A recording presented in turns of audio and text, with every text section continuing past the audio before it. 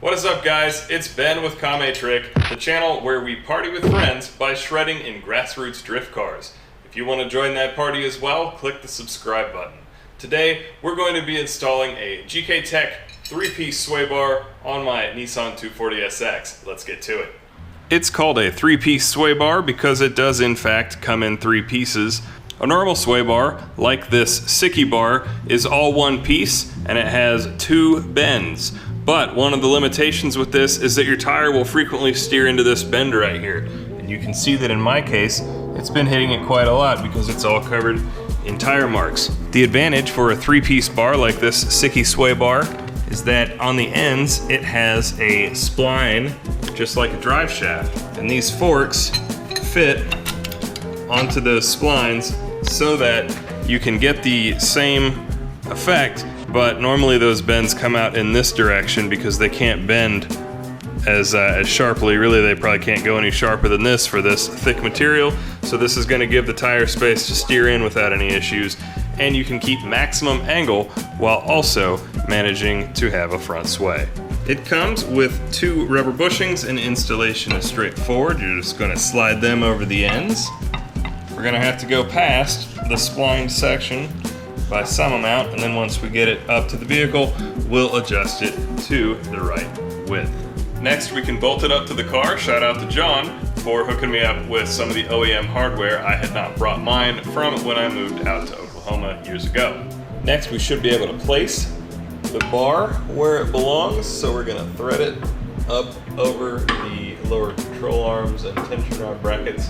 Correction, it's been a minute since I've done this. It actually helps a lot to get these hammered on to the bushings before you get the bar placed up in the vehicle, because it is a pain. They don't quite just push in. So, just bash those on. So we thread the bar, and then it's kind of a little bit more difficult, I suppose, because it's a 3-piece unit and there's not as much to get it tangled up with. But we need to attempt to get one of these. All right, that has those installed and secured, as you can see. And there's also plenty of clearance here between the oil pan and the GKTech sway bar. Here you can see where we needed to modify the Nismo power brace and move the bracing piece forward, because otherwise it occupies the exact same plane as this black GKTech piece. The video where we did that was actually the very first time that I started my vlog back in like April of 2017. So I will link to that in the info card if you want to check it out. Next, all we're gonna have to do is take the end piece and slide it on and tighten it down when it's in the right orientation, and then connect it to your lower control arms sway bar attachment.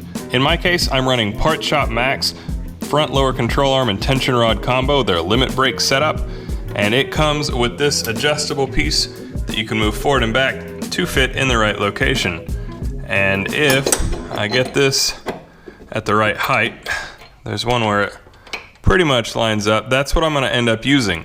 Or at least that's what I thought. You guys, of course, are familiar with working on cars, and in this case, I've run into an issue. This is the bolt that goes through the Part Shop Max lower control arm sway bar mount. These are the 3 adjustable holes in this outer piece that I'm able to use, and wouldn't you know it, just doesn't quite fit. This bolt, I used my size chart, is a 7/8, and unfortunately the holes are 3/8 in this thing. So I'm gonna have to drill it out. No 240 project would be complete, especially when you're dealing with aftermarket steering angle kits and front suspension without a trip to the hardware store. All right, I'm back from the hardware store. Picked up a brand new 7/16 bit, so I will drill this out. It's quite close, it almost fits. In fact, if this were a softer material, I feel like I could almost convince this to thread in, but I want to go ahead and clearance it out a little bit. Unfortunately, there's not much room, so when I clearance it, I gotta be a little bit cautious about how much material will be left in between there. All right, let's give this a go and see how it works.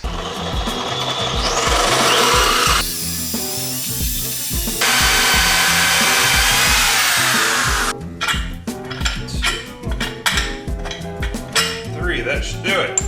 For me, I'll first need to mount this sway bar bracket to the lower control arm.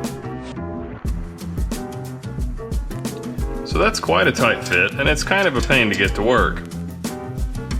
But it is possible, it's doable. Next, we put the side piece to our 3-piece sway bar on. Because this is splined, you can put it on really high, you can put it on really low, so you're gonna have to experiment and try to get the correct height for it to then interact with this piece here. So this is a little higher than I want, so I'm gonna try and go down a tooth. Next, I'm gonna take this apart, and I'm gonna use 3 of the 4 spacers with 1 spacer on the back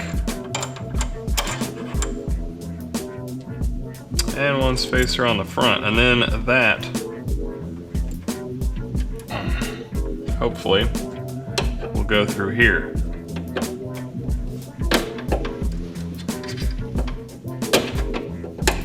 If I can get the correct angle. Then on the back side, we're going to use just the long piece, leaving out the last short piece. Washer. And last but not least is the nut. And that basically completes our install. All that's left is to tighten these pieces down. So you're gonna tighten here and here and here as well. However, one important note, the vehicle is going to compress when you set it back down onto the tires. That is going to adjust the position of the sway bar. And with sway bars, one of the things that you wanna do is perform your final tightening when the vehicle is completely resting on the front tires under its own weight. If you tighten it down now, it may apply what's called a preload to the sway bar, and that's going to bias it to where it might provide more anti-sway or anti-roll when you're turning to the left versus to the right, for example, and that's going to reduce the quality of handling that your vehicle is going to do. The only other note about sway bar tech are these 3 holes. I'm currently using the furthest out hole. These are options for tuning how your vehicle handles. By using one of the front holes or a hole more forward, it's going to provide a shorter arm here, which is going to allow the sway bar to exert more leverage over both sides of the suspension. The sway bar basically ties these formerly completely independent front suspension arms together so that what one experiences, some of that weight is transferred to the other. So if you use the hole closest to this portion of the sway bar, it's going to give it the shortest arm and it's going to exert the most leverage. On the other hand, if you give it the furthest, it's going to have less leverage. So you can actually tighten up the front and generally transfer more weight from one side of the vehicle to the other by using the forwardmost holes. I want a fairly mild sway bar setup to start with, so I usually start with the softest option, and then I can always move it forward at the track just by taking this off, moving it forward, and retightening just this. While your factory sway bar doesn't offer this, you will see this on most aftermarket sway bars, including my old Sickie bar, where I was using the middle hole of the 3, as you can see. And that's one of the great things about sway bars. They are a very fast and easy way to adjust the handling of the front or rear of your vehicle. Thank you guys for watching. If you enjoyed this video, please hit that like button. And if you've made it this far, you probably like cars, so please subscribe. Thanks and have a good night, guys. Peace.